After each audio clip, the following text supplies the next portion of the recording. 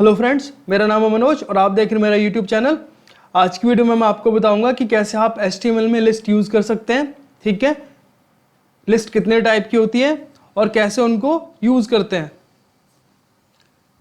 तो सबसे पहले हम अपना एक नोटपैड ओपन कर लेंगे। ठीक है, ब्लैंक नोटपैड। और मैंने आपको बता रखा है कि कैसे बेसिक सा HTML लिखते हैं। तो मैंने आज वो सारी चीज़ें अपने नोटपैड में लिखी हुई हैं। ठीक है, मैं इसको कॉपी करता हूँ, पेस्ट करता हूँ यहाँ पे, डॉक्यूमेंट को सेव करते हैं। मैं डेस्कटॉप पे इसे सेव कर देता हूँ HTML लिस्ट फोल्डर के अंदर। .html एक्सटेंशन देंगे और ऑल फाइल कर देंगे, सेव कर देंगे। ठीक है, डेस्कटॉप के ऊपर जाते हैं।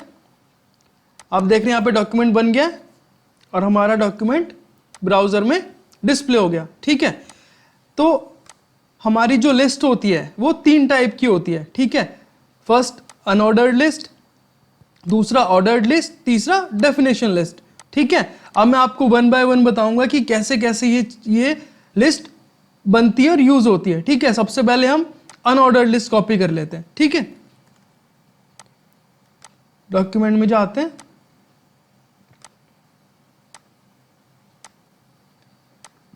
और मैं पेस्ट कर देता हूं, सेव करता हूं।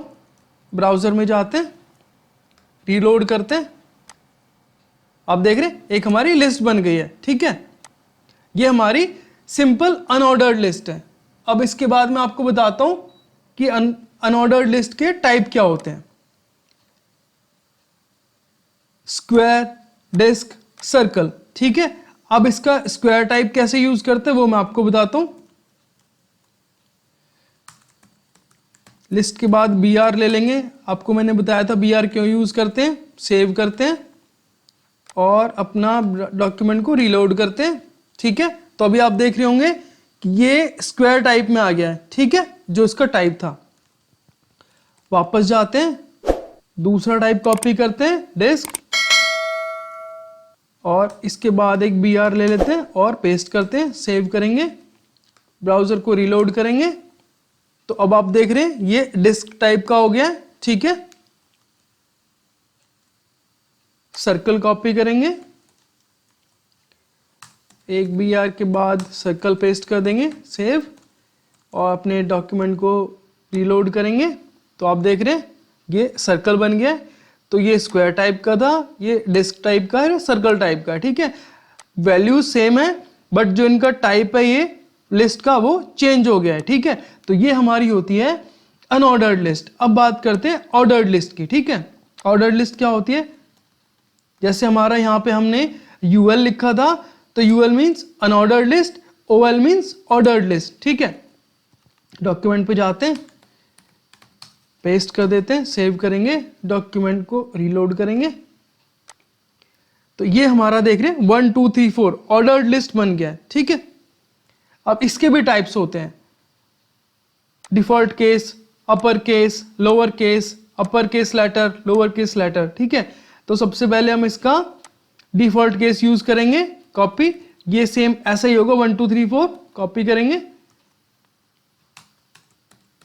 एक BR के बाद इसे पेस्ट कर देते हैं। ठीक है, मैं सेव करता हूं, डॉक्यूमेंट को रीलोड करेंगे।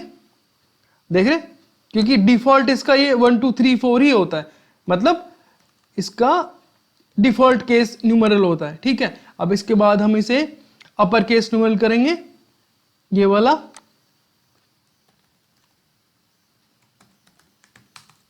सेव करेंगे, ब्राउजर को रीलोड करते हैं।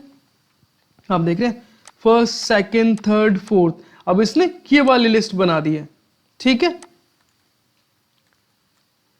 अब मैं एक काम करता हूं, मैं ये तीनों कॉपी कर लेता हूं। ठीक है, या फिर मैं अनऑर्डर्ड लिस्ट की ये 5 टाइप कॉपी कर लेता हूं यहाँ पे अभी, और इन्हें पुराना जितना भी था इस सबको मैं यहाँ से डिलीट कर देता हूँ। ठीक है, जिससे थोड़ा इजी हो जाएगा।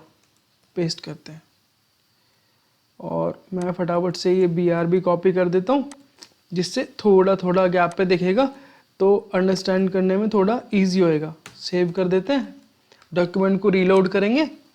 तो आप देख रहे हैं हमारी ऑर्डर्ड लिस्ट की ये अलग अलग टाइप हैं, 1 2 3 4, फर्स्ट सेकंड थर्ड, ये अपर केस में था, ये लोअर केस में है, ये अपर कैरेक्टर में लेटर्स में 1 ABCD, ये लोअर में है, ठीक है। तो ये हमारे ऑर्डर्ड लिस्ट के टाइप होते हैं, ठीक है।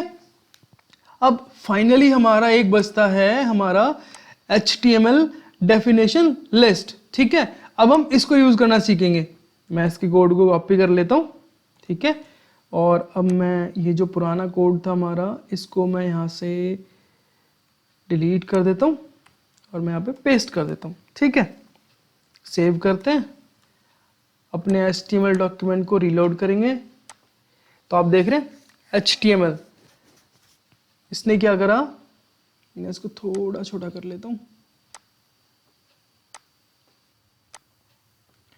ये जो हमारा टैग होता है, ये इसे हम DT as a DT treat करता है, ठीक है, means as a heading treat करता है।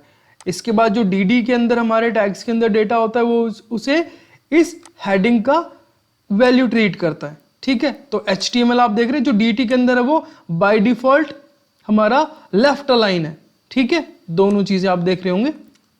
और ये हमारा जो वैल्यूज है वो उसके राइट अलाइन हो रखी है, ठीक है।